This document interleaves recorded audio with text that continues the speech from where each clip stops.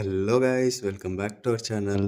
So Avatar Fire and Ash movie ఎలా ఉందంటే good, బాగుంది. ఎస్పెషల్లీ వే ఆఫ్ వాటర్ కన్నా చాలా బాగుంది. బట్ స్టోరీ మాత్రం ముందుకు వెళ్ళట్లేదు. ఫస్ట్ మూవీలో ఏదైతే స్టోరీని మనకి ఇంట్రడ్యూస్ చేశారో సేమ్ అదే స్టోరీ కంటిన్యూ అవుతుంది.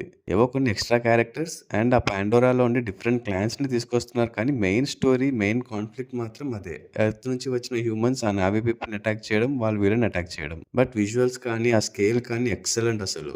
ఇలాంటివి ఓన్లీ అవతార్ మూవీకి అండ్ జేమ్స్ కెమెరన్ కి మాత్రమే పాసిబుల్. అండ్ వీటి కోసం హ్యాపీగా వెళ్ళిపోవచ్చు మూవీకి. ఆల్సో క్యారెక్టర్ ఆర్క్స్ కూడా చాలా బాగా చూపించారు. లైక్ కిరి, లోఆక్, క్వారిచ్, స్పైడర్ వీళ్ళందరి క్యారెక్టర్స్ ని చాలా బాగా యూస్ చేసుకున్నారు అండ్ బ్యూటిఫుల్ గా ఎలివేట్ చేశారు. సీరియస్లీ మూవీలో నాకు హీరో క్వారిచ్ అనిపించాడు. జేక్ సల్లీ కన్నా మిగతా క్యారెక్టర్స్ కి ఎక్కువ ఎలివేషన్స్ పడ్డాయేమో అనిపించింది. ఇంకా స్టోరీ విషయానికి వస్తే ఫస్ట్ హాఫ్ అయితే కొంచెం స్లోగా అనిపించింది అండ్ అక్కడక్కడ బోర్ కూడా కొట్టింది. సో నెటయామ్ డెత్ ని జేక్ అండ్ ఫ్యామిలీ ఇంకా మౌన్ చేస్తూ ఉంటారు అండ్ వీళ్ళతో పాటు ఉన్న స్పైడర్ అంటే నెటిరికి నచ్చదు. Why because is a human. Also 24 hours mask తో ఉండడం అంత సేఫ్ కాదని తనని మళ్ళీ నార్మన్ మ్యాక్స్వెల్ ఉన్న ల్యాబ్ కి తిరిగి పంపేద్దాం అనుకుంటారు. అలా వెళ్తున్న టైంలో వీళ్ళ మీదకి మాంక్వాన్ ట్రైబ్ పీపుల్ అటాక్ చేస్తారు. ఇక్కడ నుంచి స్టోరీ కొంచెం ఫాస్ట్ అవుతుంది అండ్ క్వారిచ్ కూడా స్పైడర్ కోసం సర్చ్ చేస్తూ ఉంటాడు. ఈ మూవీలో క్వారిచ్ అండ్ స్పైడర్ బాండింగ్ అండ్ వాళ్ళ మధ్య ఎమోషన్స్ చాలా బాగా ఎక్స్ప్లోర్ చేశారు. అయితే అసలు ఈ మాంక్వాన్ ట్రైబ్ ఆర్ యాష్ పీపుల్ ఎవరు? స్పైడర్ వితౌట్ మాస్క్ ఎలా ఎయిర్ బ్రీత్ చేయగలుగుతున్నాడు? అండ్ కిరీకి ఏవాకి ఉన్న కనెక్షన్ ఏంటి? అండ్ కిరీ ఫాదర్ ఎవరు అని ఇవన్నీ మనకి ఫస్ట్ హాఫ్ లో చూపిస్తారు.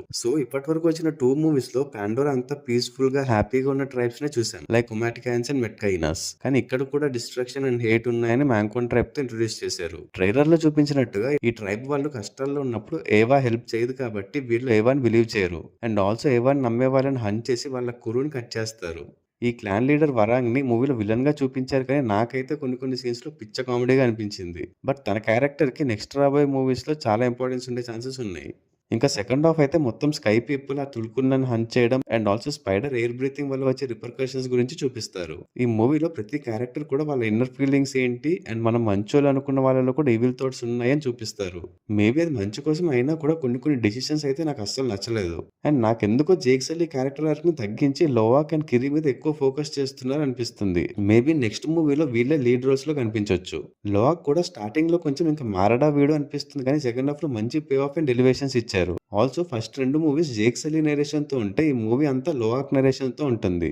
ఇంకా క్లైమాక్స్ స్టోరీ పరంగా నాకు రిపిటేటివ్ అనిపించినా కూడా ఆ విజువల్స్ అయితే మాత్రం మైండ్ బ్లోయింగ్ అసలు. ఆల్సో ఇప్పటిదాకా ఏవా అని విన్నాం, కానీ మూవీలో ఏవా ఎలా ఉంటుంది అని చూపిస్తారు అండ్ ఆ సీన్ అయితే ప్యూర్ గూస్ బంప్స్. ఆ బిగ్ స్క్రీన్ మీద ఆ విజువల్స్ చూస్తుంటే ఒక లెవెల్ ఆఫ్ ఎక్సైట్మెంట్ వస్తుంది. చెప్తున్నా కదా, స్టోరీ ఎలా ఉన్నా జస్ట్ ఆ పాండోరా వరల్డ్ ని బిగ్ స్క్రీన్ మీద ఎక్స్పీరియన్స్ చేయడానికైనా ఖచ్చితంగా థియేటర్స్ కి వెళ్ళి చూడాలి. ఇలాంటి ఎక్స్పీరియన్స్ మనం టీవీలోనో ఫోన్లోనో చూస్తే వేస్ట్ అండ్ ఆల్సో ఇంకా వేరే ఏ మూవీకి కూడా ఫీల్ రాదు.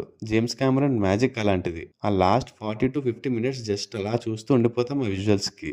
ఇంకా ఏ మూవీలో అయినా మైల్స్ క్వారిచ్ పోయాడా అంటే ఎండింగ్ లో చనిపోతున్నట్టే చూపిస్తారు, కానీ పక్కా చావడు. మళ్ళీ నెక్స్ట్ పార్ట్ లో రిటర్న్ అవుతాడు. అండ్ నాకు ఇంకో బిగ్ డిసప్పాయింట్మెంట్ ఏంటంటే డూమ్స్ డే ట్రైలర్ ప్లే చేయలేదు.